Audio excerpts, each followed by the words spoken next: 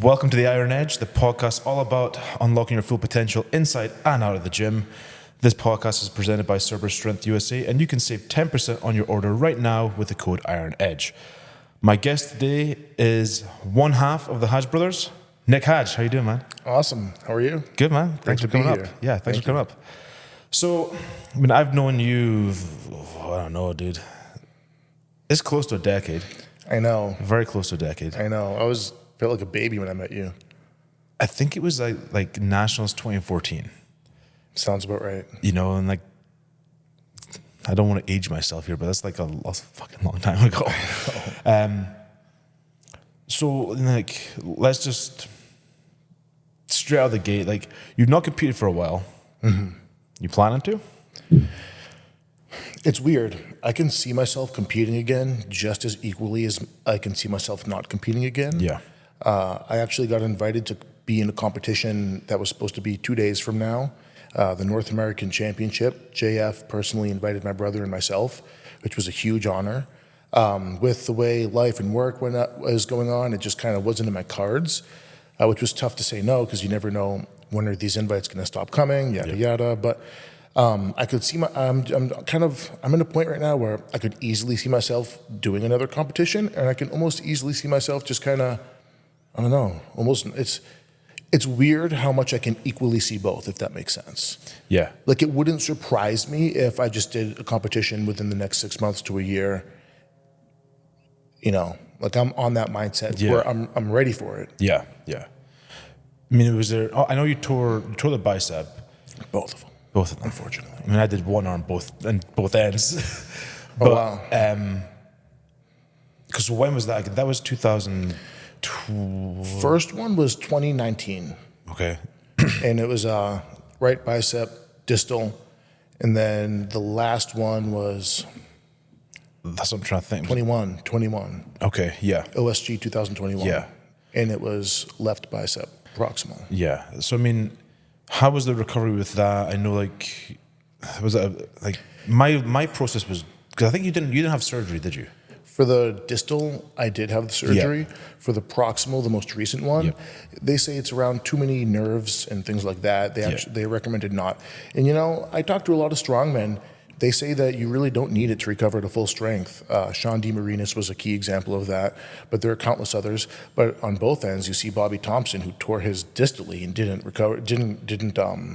get that repaired. Yeah. And he's obviously 100% strength and more. He's amazing. So, I mean, how long was your recovery? Because for me, because I tore my left distal, actually prepping for OSG 21. Yeah. And I remember that. Just got to the point where I pulled out the show because I'm like, I don't have the stability anymore. Like, did you deal with any of those issues?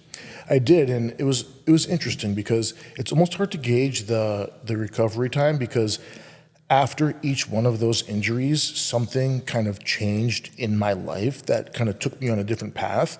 And it's almost like maybe I did recover fully, but something happened. For example, tore the first one, 2019. It was at the end of 2019, yeah. As soon as I'm recovering, COVID hits. Mm. So then it's like, okay, that definitely takes a injury on, or takes a turn on when I'm going to be training and competing and things like that. And then the last one in 2021, it's like, okay, that one tore, and not long after that, I started changing my career direction. I started going in a little bit less in the personal training side, and I actually introduced the real estate world. So it's like, it's hard to exactly gauge because other things happened, non-injury related, that just kind of took my life in a different direction. Do you feel that these things popping up just sort of pulled you away from Strongman a little bit, or was it more of a case of it just made your life fuller? You could say both, and but you could argue that maybe didn't pull me away from Strongman, because my life almost needed to be fuller in order for me to continue Strongman in a safe and sustainable manner, right? Yeah, because I mean, and we spoke about that very briefly, like, you know, before we got on here, and it's been a recurring theme, honestly, between all the different guests we've had, is that, you know, Strongman just becomes this overwhelming identity for the vast majority of athletes who are in it, especially once you get to like a certain level, you know, it just sort of kicks up a notch. And I think once you have an injury or a life change or whatever, it actually allows you to really diversify yourself and then become a better athlete, really. Almost forces you to. Yeah.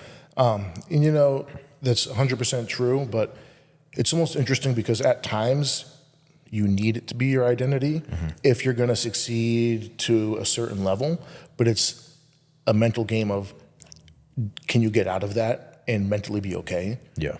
Can you also have another identity that you can switch easily? Can you flip the switch?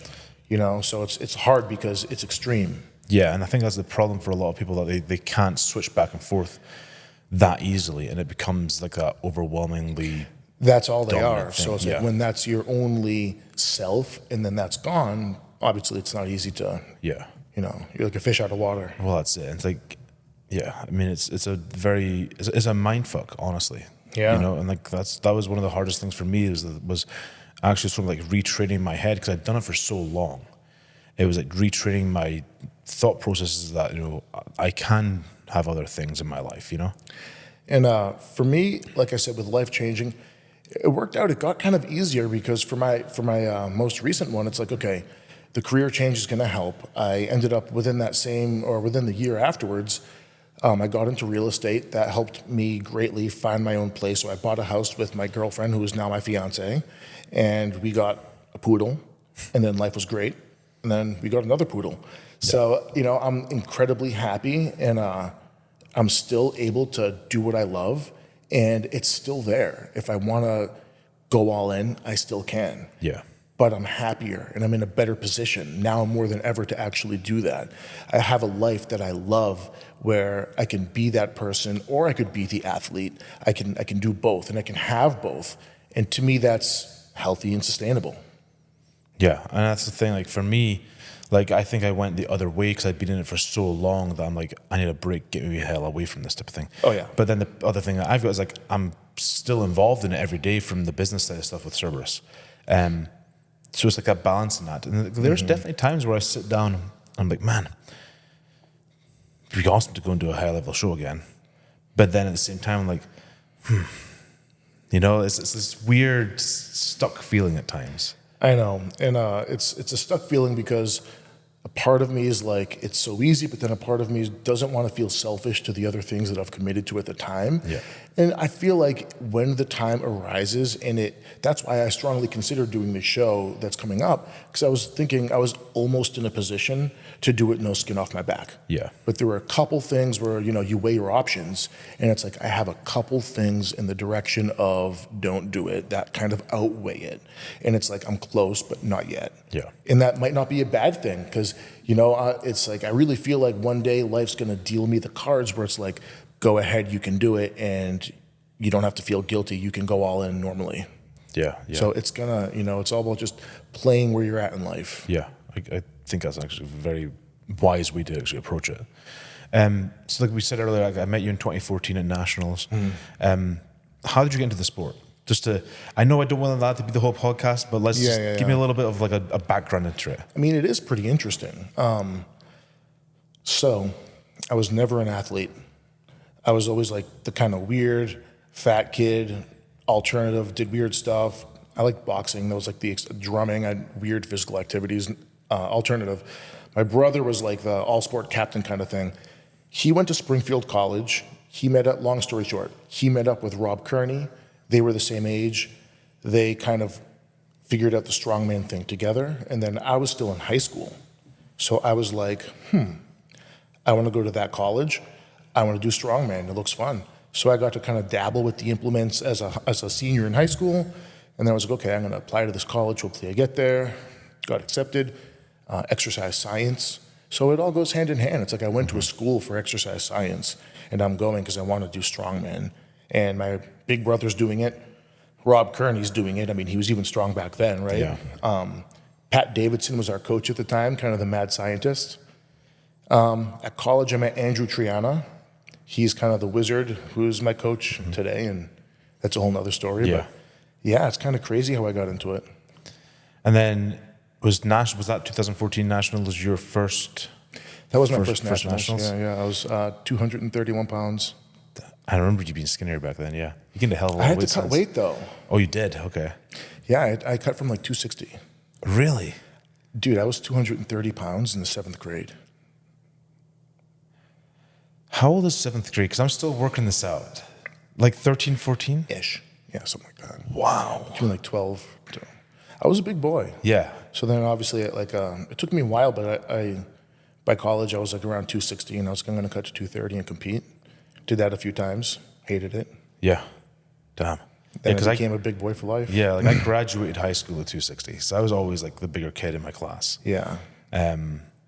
Yeah, that's a big boy at 14, 15. I think that I don't think I even graduated high school that big though. I think I was Really? I was like 230 max. Okay. Because I played football in high school, Okay. and then that was like athletic background. But I learned to love my love for lifting. Of course, training for the 1,000-pound club in high school, like any meathead high schooler, right? Yeah. And that's kind of what got me hooked. I was like, oh my God, I love training for this. And, you know, I love the football season, but I loved training. So I was actually really spoiled in high school. I got to train at a private training facility. And the guy trains a lot of Patriots, Okay. a lot of NHL athletes. And go figure, it's one of my dad's best friends. What's his name? Brian McDonough. He owns Edge Performance Systems. I was very lucky. So it was basically like, so I was spoiled. It was like when I was really young, it's like, hey man, like you're overweight, let's get you in the gym. Yeah. And then they were like, we're making you play high school football. And then it's like, you're gonna get good training for it. Fell in love with training in that process. And then college came and then it was like, all right, strongman. Do you feel like a lot of the stuff you learned in high school just set you up for college? Not even from a training aspect, but like more like the dedication and the balance of everything to then go into a college environment and succeed from, you know, being able to train and do all these different things and then education as well? Yeah, I think mindset wise, I mean, high school football, I grew up in a town where it's like you all tried to be a bunch of tough high school kids. Yeah. So we trained like monsters back then. In high school, like I can honestly say we trained like, and the mindset we got through training back then definitely helped me in my early years of strongman and the rest of my strongman career. So I was always lucky to have a good support team, amazing coaching. And of course, me and my brother were always a team. Yeah. You know, it was like me and Zach, and I'm just following Big Bro, who's obviously stronger and smarter than me. Mm-hmm. So it was always easy for me to dive in hard. Yeah. You know? And then in terms of like with your brother, I mean, you guys pretty much trained together all the time for a long time, right? We did. Yeah, we did pretty much until the end of college. Okay. And then after college, I mean, he graduated 2 years before me, and then from then on, between different competitions and different like just coaching at one point and a lot of different things, me and him are incredibly different shapes. Yes. And very different athletes. We look very similar, but we're super different. So we actually don't need the same type of training. It's the same methods and all that stuff, but it actually looks very different than each other. Yeah. Because I mean, like how would you feel like, or how would you say he differs from a training standpoint? Like, what is there something that one thing that you've seen carries over so like super well to him, but not yourself? It's little things that you wouldn't expect. Okay. Like he'll like love an accessory movement and he'll be like, it works this, and I feel this, that, and that. And for me, it's like, well, based off of my shape and my build, that doesn't feel good for me. Yeah. It's like little things like that.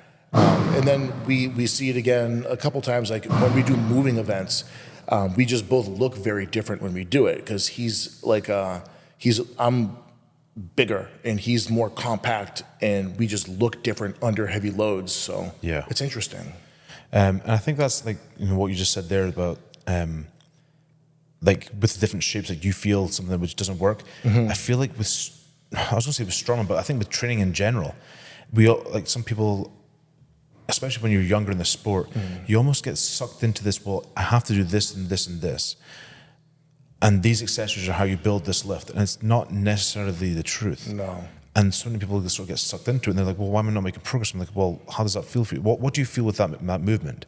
It's like my fiance, Michelle, will be like, oh, well, you know, we'll go and do a workout. Like, not as much now, but when we were, you know, like had a different schedule together.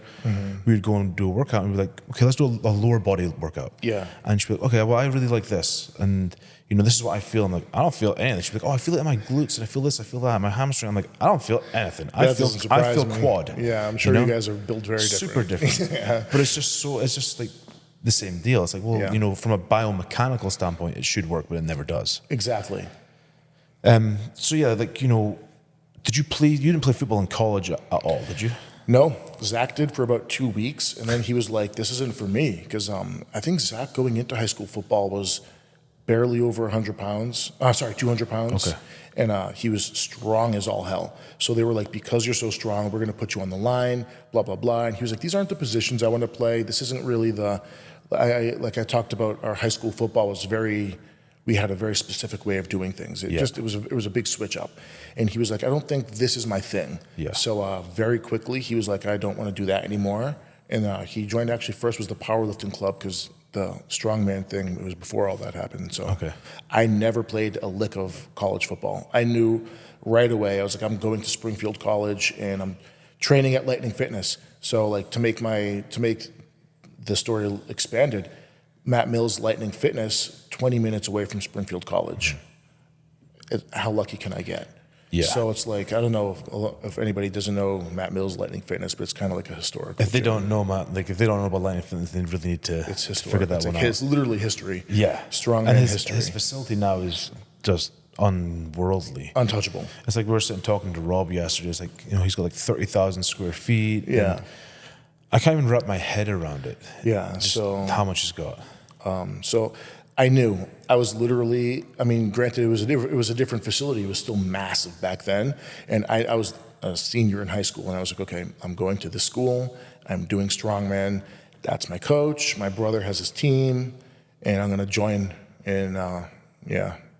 When did you start working with Andy for coaching? When Pat Davidson left Springfield College, which was our sophomore year of college. Okay. Pat moved on from Springfield, which was so tough on all of us. Yep. And it was kind of like, who's our coach? And we were all kind of like, uh-oh, there goes our coach.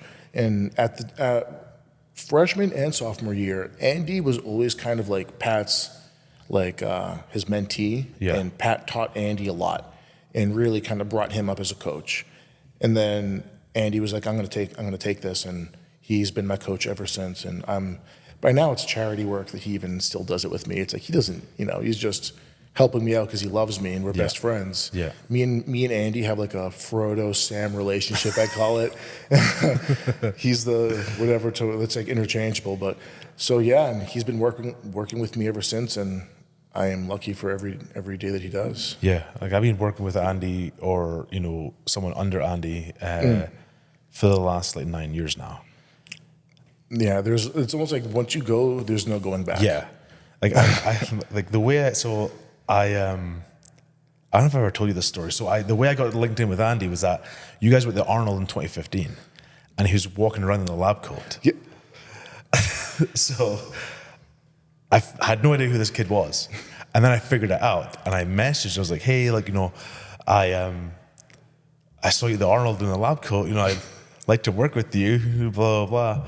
Saw you in the lab coat. Ha ha ha. And he messaged back, and I was like, "What the fuck?" Because he messaged back going like, "Hey, yeah, I only work with serious athletes."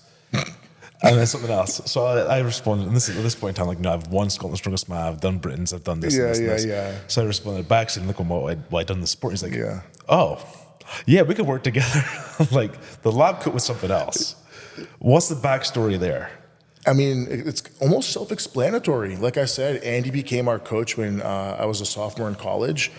And that was kind of the moment we looked at Andy like, oh my God, like this kid is a mad scientist. He's a scientist. He's a doctor, whatever you want to call him. He's that. He's a witch doctor. He's an alien. So Zach and I just bought him that lab coat just for the fact that, just for fun of it. It was very fitting. Yeah. It's like, you are literally our mad scientist, because he was the one who coached Zach to that Arnold. Yeah. Yeah. And he, at that time, that was like our first, full few training cycles with him as our coach. And he was so young back then. He was literally like 19 years old. To see his growth has been incredible. Like I remember being at dinner with him in Indiana for that log and deadlift championship one, and we went out to dinner. He wasn't even 21. He couldn't even drink, and I'm just like, this is insane. Yeah, he's a puppy. I mean, I know. He's something else. Yeah, me and him were both freshmen in college when we met, and it's been crazy over the years. And he'll always be in a situation that's extreme. You know, it's like he'll be in a situation where tides are changing, and he's like, "I'm going to pull the trigger. I have a good idea," and it's like, "I trust you, dude."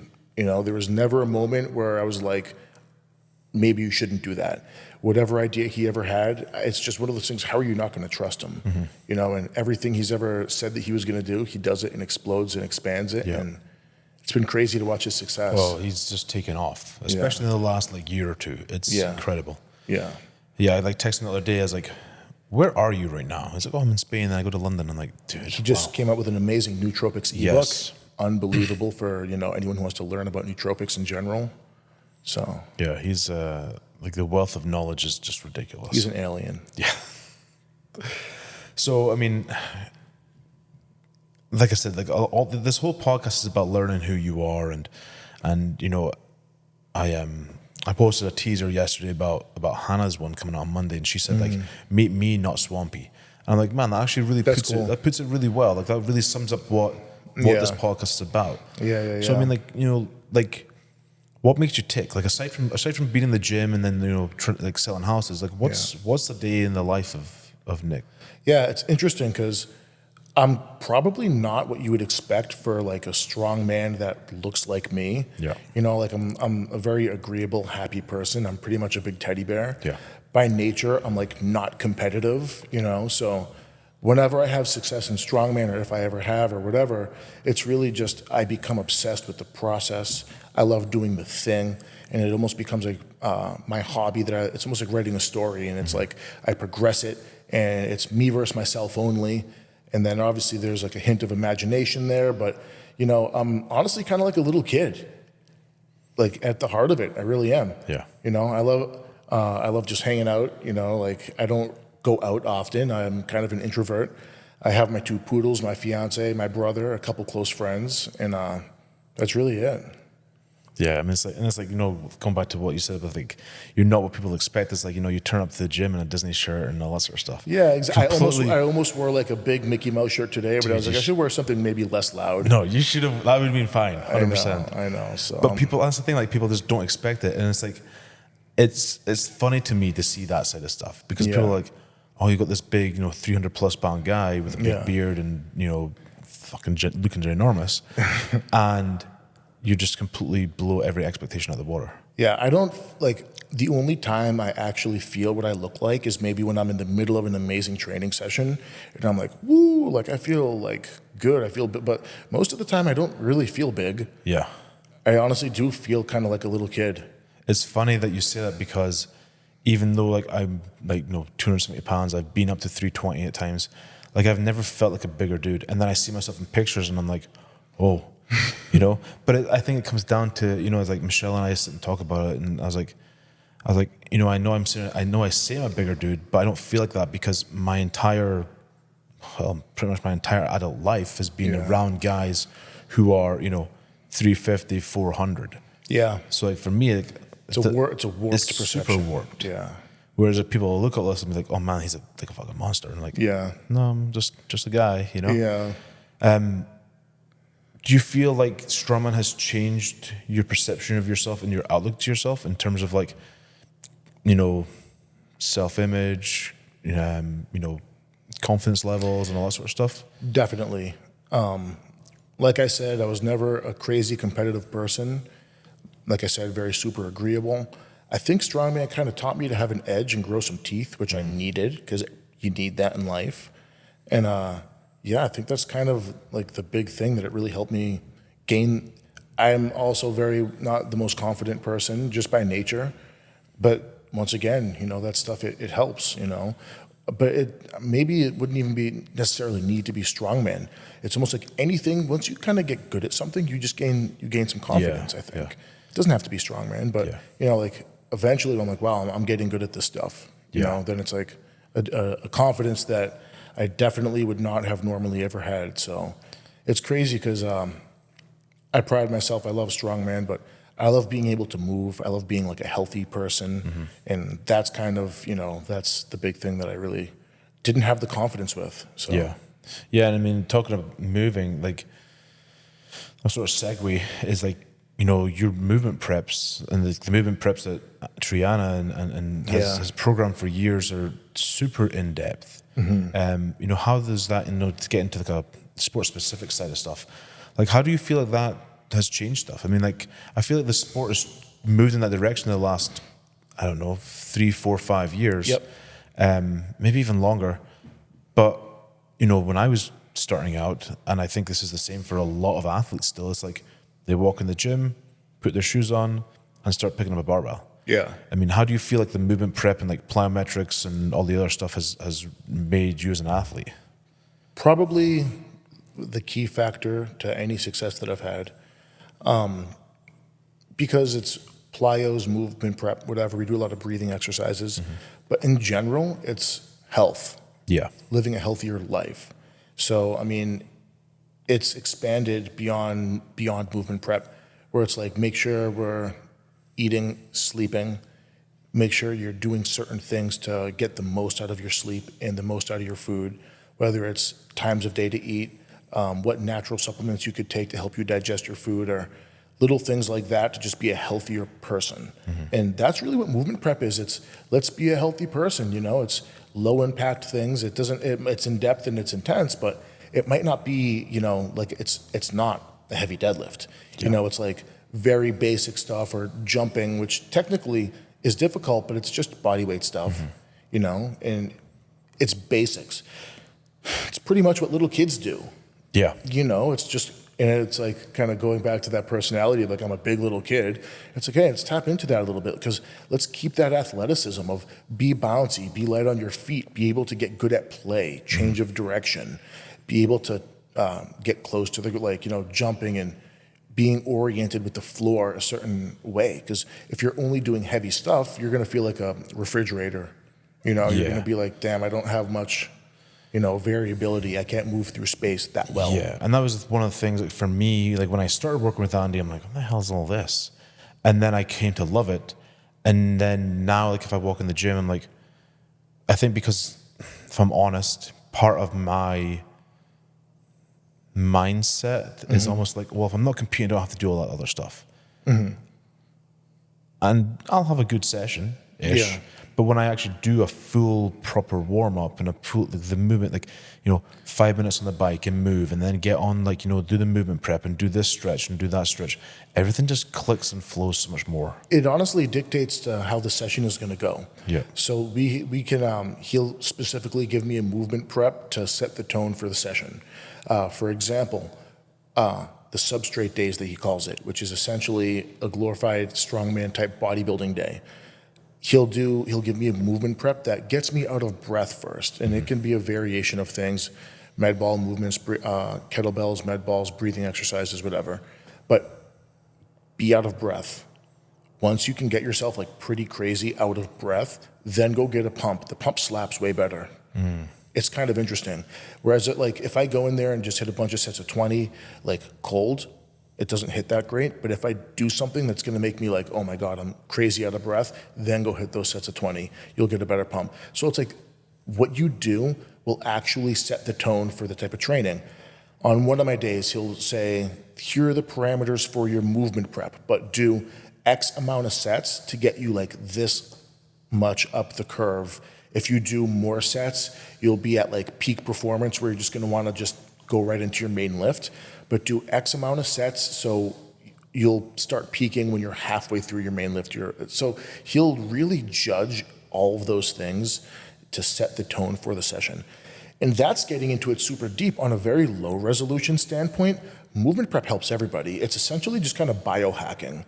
It's like, let's take your body and set the internal environment for essentially whatever you want to do. So not to like switch gears, but I coach people, and so I coach non-athletes. Like these people aren't trying to do crazy things for athletics or weight. They just want to be healthy people. Movement prep is amazing for them. The elderly, certain types of movement prep are going to really help them unlock movement in terms of brain proprioception.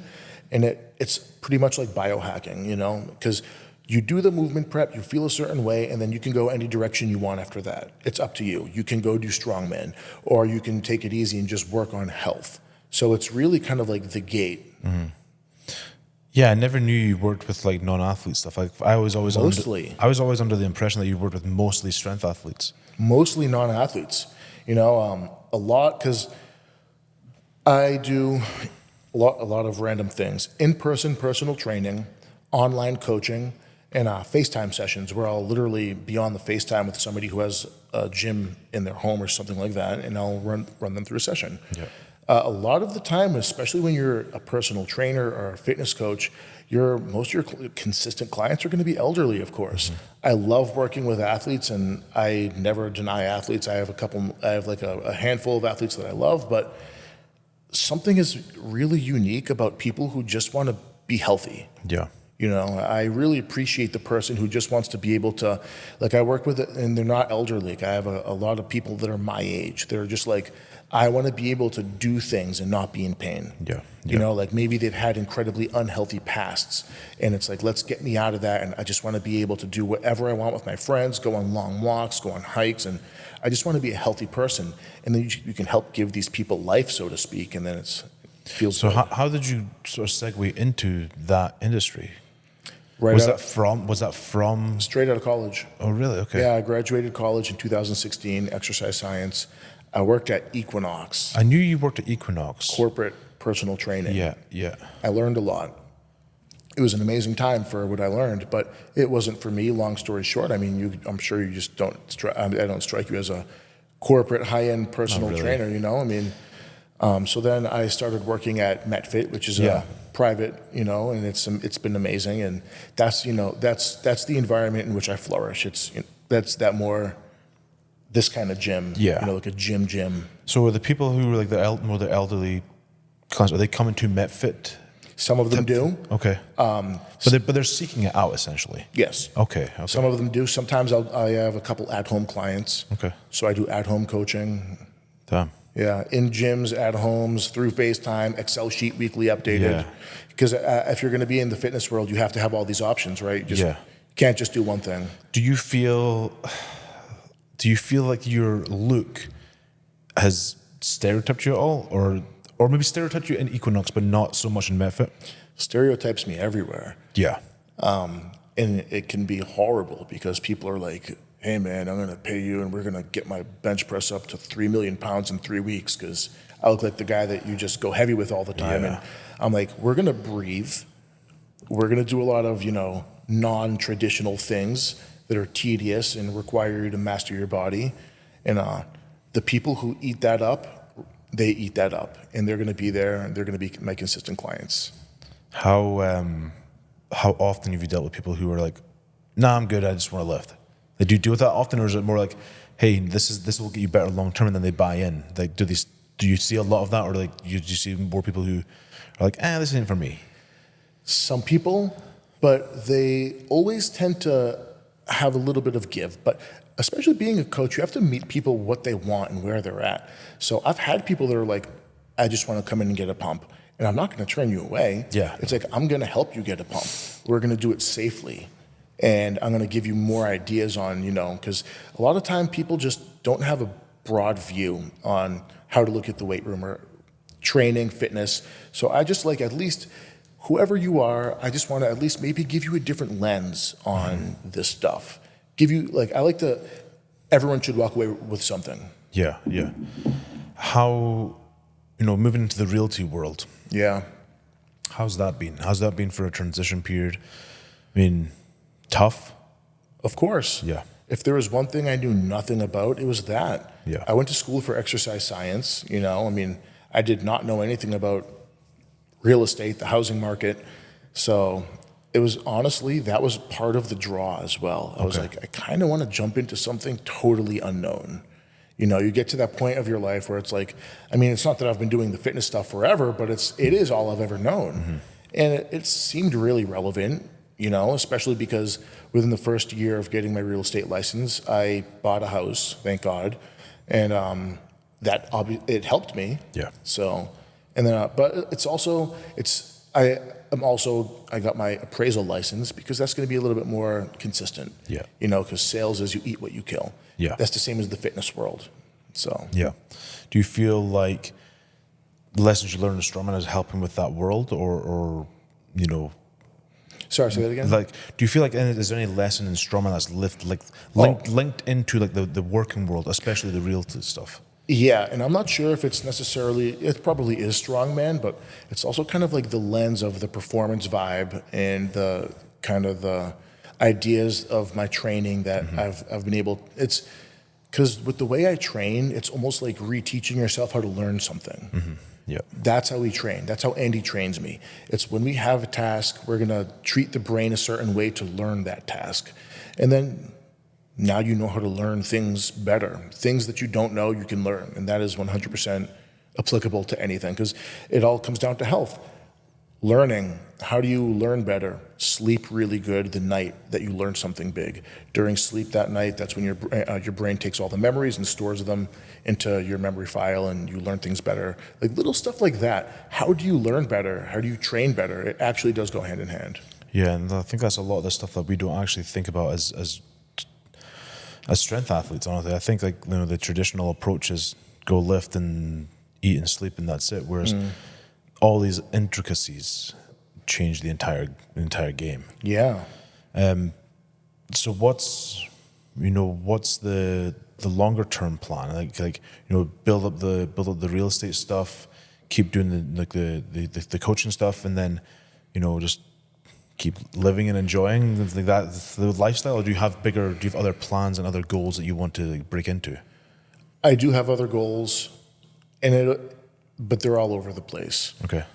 Of course, one of the first things that comes to mind is I will deadlift 1,000 pounds before I die. Okay. That's like one of those things where it's like, that's one of those goals I set out for. I'm going to do it. I do plan to compete again. Yeah. I just don't know exactly when.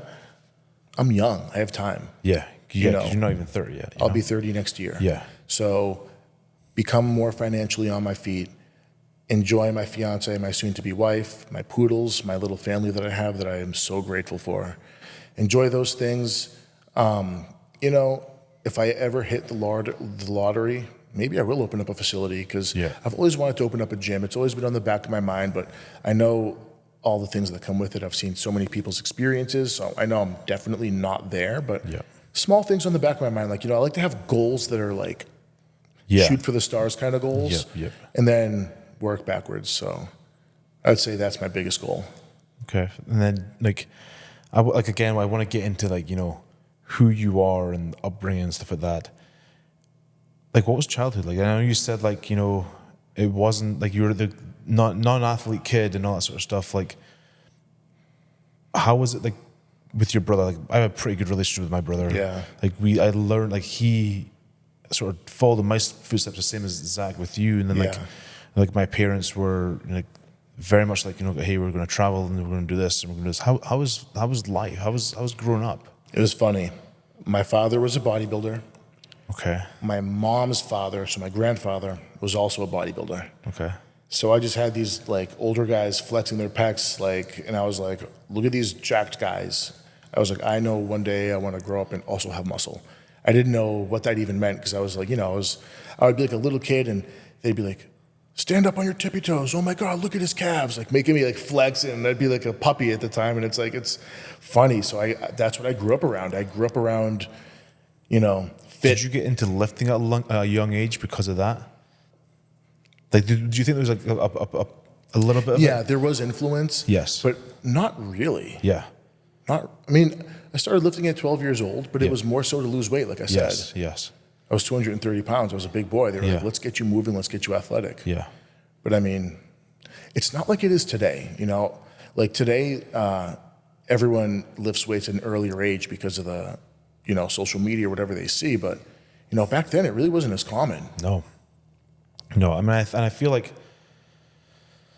with social media, and we've touched upon this with another podcast. Sorry, like the social media stuff these days is just, I don't even know what word to use. Like, there's so much good that comes from it, Yeah, of course, always, yeah. but there's all this other side, It's diluted, yeah. you know. And it's like,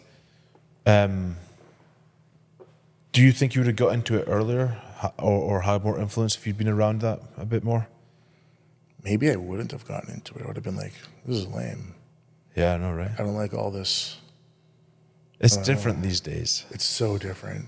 It's even like Strongman. It's like, I love the sport, but it's changed from what I knew, and it's been, if I'm honest, it's changed. I'm sure it has. It's changed for the better at times. Oh, of course, it's You know, in the growth so is many incredible. ways. It's grown Yeah. insane. Yeah. But it's then just like perceptions and yada yada. Yeah. But yeah. Life is, I don't know, man. Life with social media. There's times, like I said, like I love it, and there's other times where I'm like, what the hell? Because it opens you up to so many possibilities. It does. I think the problem if with you it, work it the right way. yeah, I think the problem with it is it comes down to, we've again spoken about this on other podcasts, is like it can just become such a negative aspect as well, because it's a highlight reel. Everyone's like, oh, well, look what I'm doing. I'm like, well, you know. So actually, one thing that I did, I started a separate Instagram account that totally private, and I don't follow a single page with a barbell on it because I refuse to. It's purely for hobbies. So my hobbies, I like weird art. I'm a knife collector. I'm a huge knife junkie. So it's like I'll just stare at art and knives and animals all day long, and that's way healthier for me. Okay. Yeah. I never actually thought about doing something like that. Yeah, it's like a totally different account. I don't even have my name attached to it, and it's purely, for. Do you feel like you were getting almost burnt out on social media and that you had to do that? Oh, 100%. Yeah. Yeah, it's only like a few-year-old account. Okay. And I was like, it was kind of during that time where it's like 2 bicep tears. I think it was maybe before or whatever, but it was during one of them. And Yeah. I was like, let's just kind of be me without lifting me. Yeah. And I know that's what this is all about. Well, it's not. It's like, that's like, well, sorry, yeah. You without the lifting you is 100% what it's about. Yeah. And like, getting back to like the hobby stuff, it's like the knife thing has always been a big thing for you. Yeah, I've been a knife collector and a knife junkie. It's art for me, really. Some guys are big gun guys. Yeah. I'm not into guns, really. I think they're cool. They're, every guy who doesn't think guns are cool. But knife collecting has always been my gig. Butterfly knives, and I got the Mickey Mouse with a butterfly knife tattoo. It's like my little kid side with my little hobby right there. But yeah, it's like fidget stuff, and it's art to me. So it's like whatever you like, whatever is gonna keep you captive. Yeah, because I know that's something you use in training as well, right? Yeah, my butterfly knife, I do. Yeah, so that honestly, and I'm sure Andy would love this, helps me find flow state. Helps me really be in the present. I'm here now. In a lot of things in life, you're never really in the present. You're always thinking about the future or the past. I'm if you live that very well. guilty of that. Everybody is, and it's good too at times because you need to plan for the future. It's not bad to, but sometimes it's good to just be in the moment, and especially if I'm going to be working out, training, lifting heavy. Yeah. I actually sometimes have my best butterfly knife combos before like a big lift or something. Like before my past Really? few PR deadlifts, I've like nailed a couple random knife combos, and then I'm like, okay, put the knife down. I'm like, this is happening. It's kind of fun. It's a flow state thing. Yeah, you know. I mean, in terms of like, has there ever been anything else that you found to get you to that state, or that's been the only thing? Music. Okay, yeah. I'm a big music guy. Yeah. I played the drums growing up, never good at them, but I'm a big primal monkey. I like to smack things, like I love the drums, I always will. So music helps me get there. But yeah, those are kind of my things. That's my jam. Yeah, I forgot about the knife stuff. It's an expensive hobby. Yeah, no doubt. It's good though. It's harmless. Well, that's to an extent, yeah. Don't kill anybody. Yeah. Don't cut any fingers off. It's all art, But you've had some near misses, right? Yeah, a couple times where I probably should have gotten stitches, but I'll just sit there and squeeze my finger as hard as I can until I literally can't have grip strength anymore. Yeah. And then super glue that shit up and duct tape it. And It works. It works. You're good. Yeah. Yeah, dude, I feel like we could go so many different ways with this. I'm trying to figure out where's the next step with the talk about,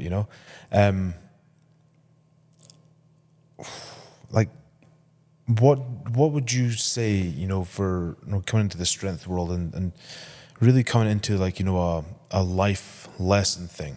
Is there something that you would say to, at times people say, oh, what's your, and we've done this on this podcast too, like, what's your advice to a younger lifter? Like, what's your advice to a younger person?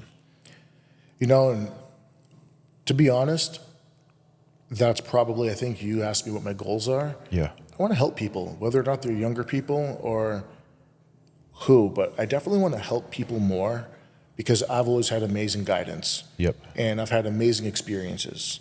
And I just feel like it's right to pass that down. In terms of what my advice would be, focus on yourself, which is, it's tough. Yeah, especially, and like, we've actually, it's funny that you say, because we touched upon this again. I think I touched upon it with Steve on Monday. Like, it's so hard in this day and age to actually focus on yourself and truly be introspective. There's so much comparison going on. Everybody is on a different point of their own specific race. You can't compare where you're at to somebody else. Especially with a lot of young kids, this stuff takes time. Putting on muscle, you can't do it quickly. It takes years. It takes mature growth. It takes years of eating protein, drinking a ton of water, eating the right foods at the right times. It takes consistency. And, a lot of people want like one good exercise or like one good whatever. Just be consistent. Well, it's like, that's for more than 3 months. Yeah. It's like, I'm sure you've had it as well. It's like, you like walking in the street or being in a store or a restaurant. Like, I want to be big like you. How long did it take you? I'm like, 20 years. And he's like, what? I'm like, yeah, 20 years, dude. Yeah. Like. Yeah, it depends on what your goals are too, because I wouldn't recommend a lot of people doing some of the stuff that I do, because if you're going to be training to an extreme degree, that's not healthy. So it depends on what your personal goals are, and especially for advice for younger kids, I say take time, and goals take a while, especially with people who are like, oh, I just want to be big. I'm looking at all these bodybuilders, and it's like, these kids are so young. That's going to take a lot of time of just consistency. So yeah, and it comes into life in general. It's like there's a massive, I feel like there's a massive outlook of, I want this and this and this and this and this. Like I want, like, from a materialistic standpoint, like I want a nice car, I want a nice house, I want this. It's like, yeah, but like, dude, you got to put that time in. So I guess the advice is get good at creating and destroying habits. Yes, yeah.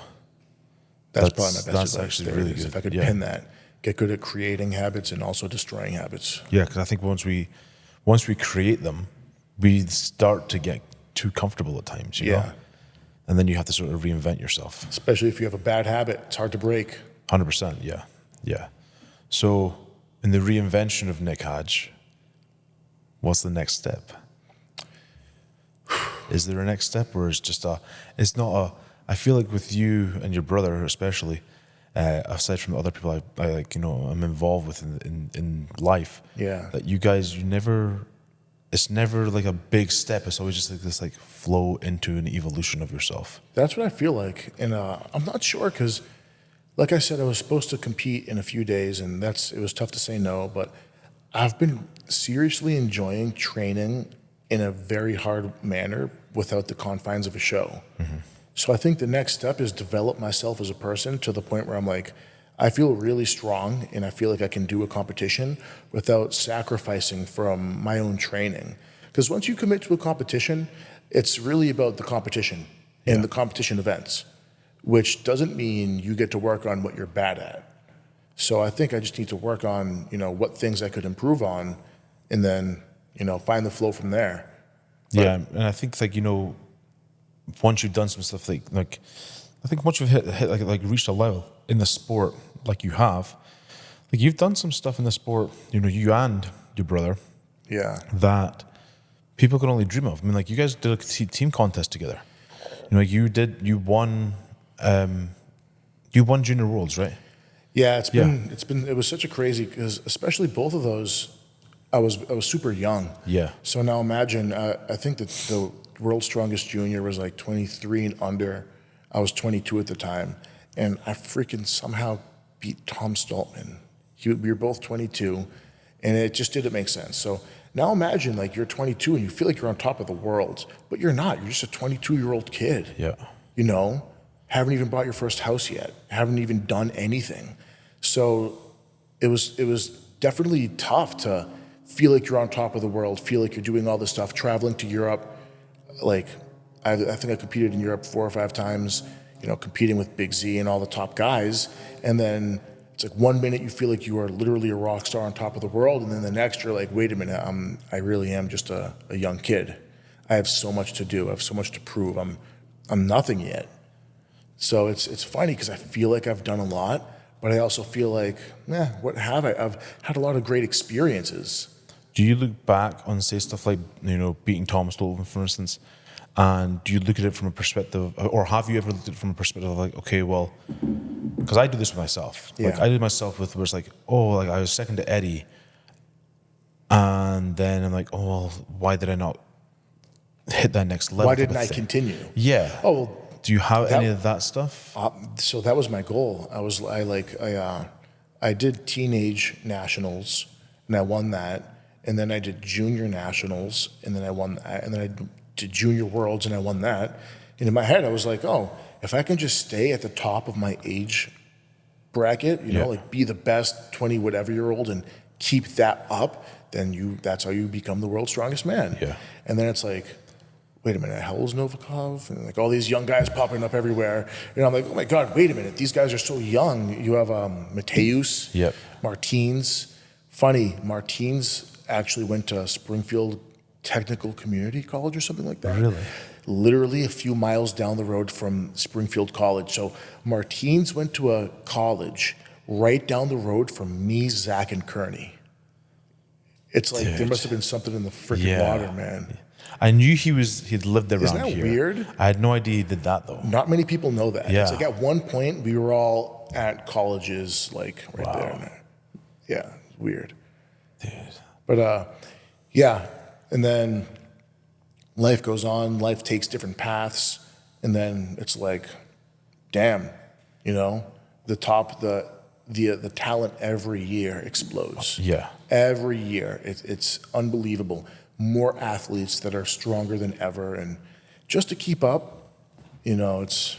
Well, that's what it comes down to. It's the keeping up side of stuff, and then it's the progression as well. And that was one thing for me, like, you know, to sit and be like, okay, do I want to compete again? I'm like, shit, I got a lot of ground to cover if I was to compete again, you know? Yeah. And I'm just... So if I do, I'm probably not gunning at World's Strongest Man. You know what I mean? Yeah. Like I used to be, that was like my thing. You know, Yes. I was like, I'm going to take this as far as I can, and I still will. Yeah. But it's really about, I love being here. If I do another competition, it's because I'm glad I'm here. Would you ever do anything like on a smaller scale, local side?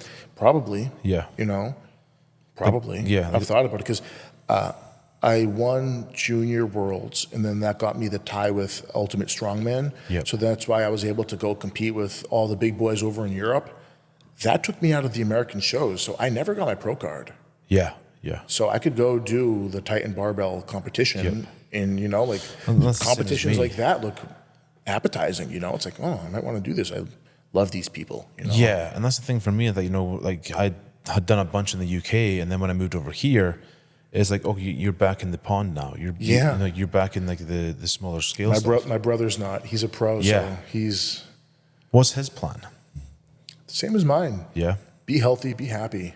and I think that's something that more people can maybe needs to actually adopt. You know, I don't think enough of us really have that outlook, especially in the sport when we get to high level.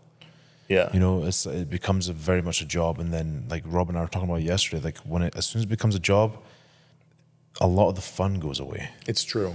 You know, So keep the magic behind it, stay healthy, and then at a certain point, you know, depending on where your chips fall, I just don't want to feel selfish doing a lot of this stuff. yeah, So because it does become a selfish sport, but if your life lines up for it, then it might be less selfish. You know what I mean? Like somebody's lifestyle might genuinely adhere to the demands, but the less your lifestyle it naturally adheres, the more selfish you got to be to make it fit. yeah.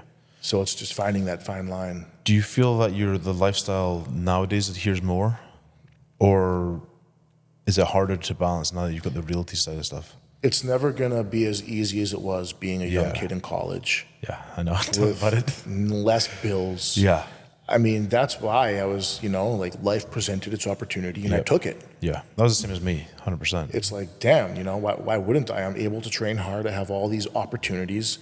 And now I'm at a point where I need to improve myself as a human. And the more I do that, the more I can put things in place around me to make things adhere more to that lifestyle.